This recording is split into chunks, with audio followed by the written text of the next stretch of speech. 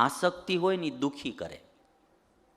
હા, આસક્તિ હોય ને, કોઈ એક ક્ષેત્રમાંથી બહાર નીકળી જાય એટલે પછી એનું ને એનું ભાંગવાની કોશિશ કરે, આસક્તિ હોય તો.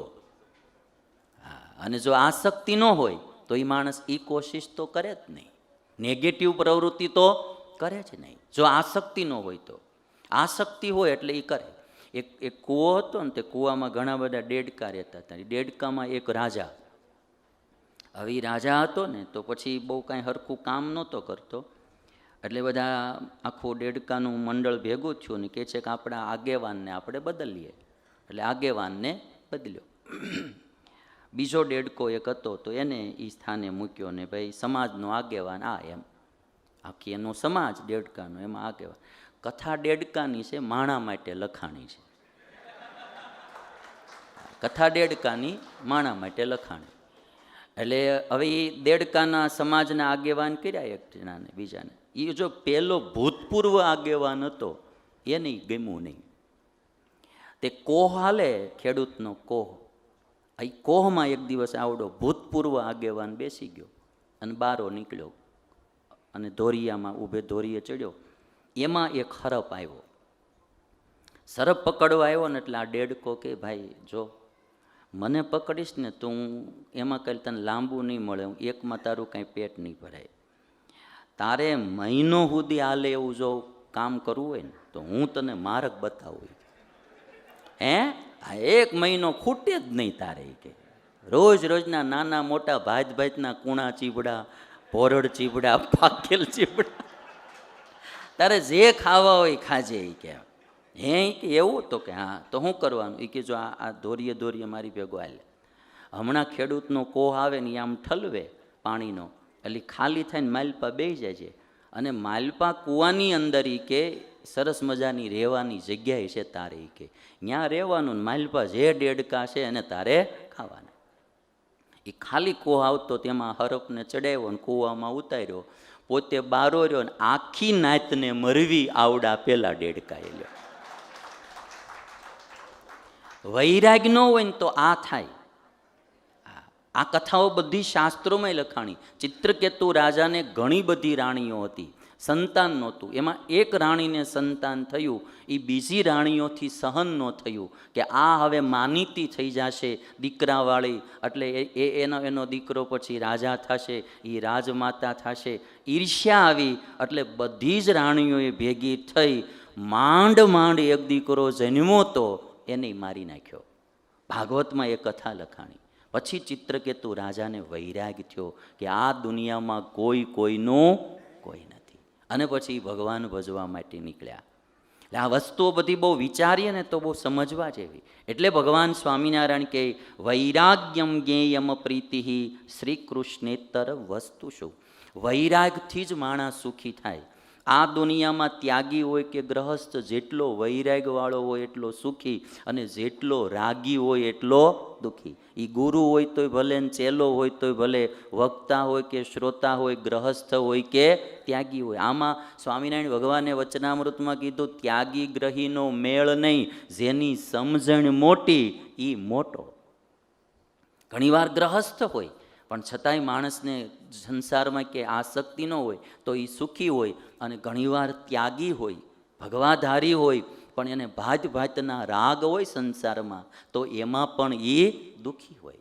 માથે ભલે ટકો હોય પણ તોય દુઃખી તો હોય જ તે. એટલે આમાં શાસ્ત્રો તો ચોખ્ખી ને છટ વાત કરનારા બધા જ તે. હું હોઉં કે તમે કોઈ પણ હોય. એટલે સ્વામિનારાયણ ભગવાન કહે છે વૈરાગ એ માણસે કેળવવો. પદાર્થ નો રાખવા એવું નહીં, પદાર્થમાં આસક્તિ નો રાખવી.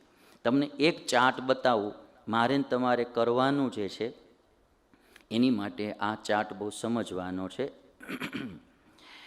આપણે જોઈએ કોઈ પણ સંપ્રદાય હશે ને એમાં 3 તત્વની ચર્ચા આવે, માયા, જીવ અને ઈશ્વર.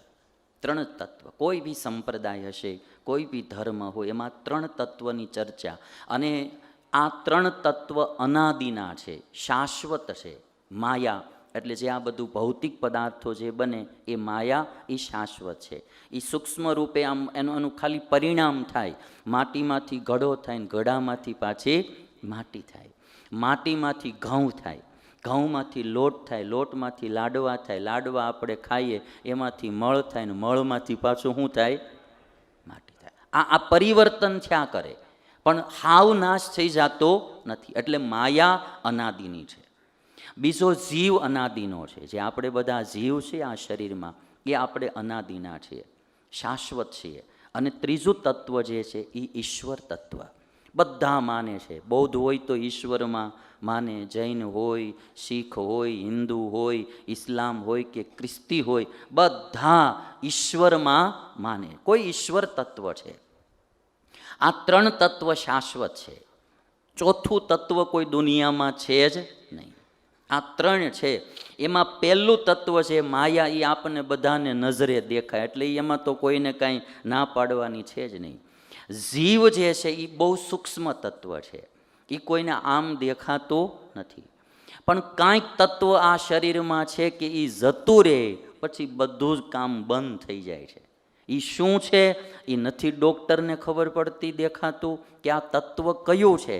જેવું શરીરમાંથી બહારું નીકળે આત્મતત્વ એટલે આંખે દેખાતું બંધ, કાને સંભળાતું બંધ, ખવાતું બંધ.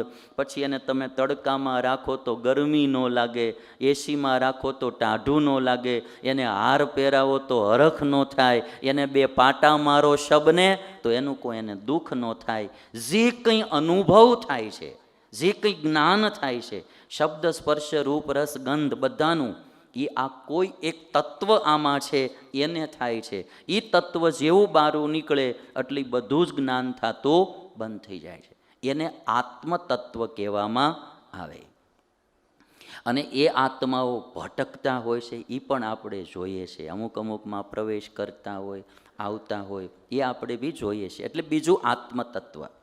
ત્રીજું ઈશ્વર તત્વ છે.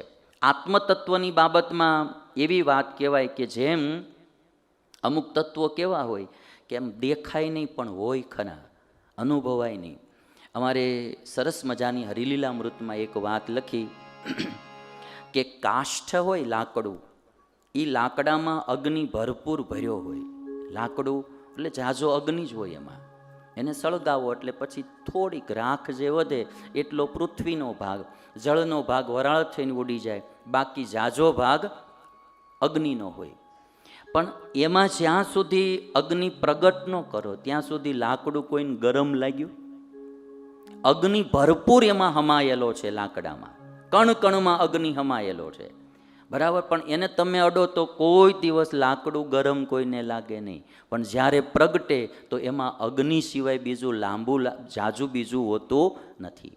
એમ આ આખા શરીરમાં આત્મતત્વ જેમ કાષ્ઠમાં અગ્નિ સમાયેલો છે એમ આત્મતત્વ સમાયેલું છે.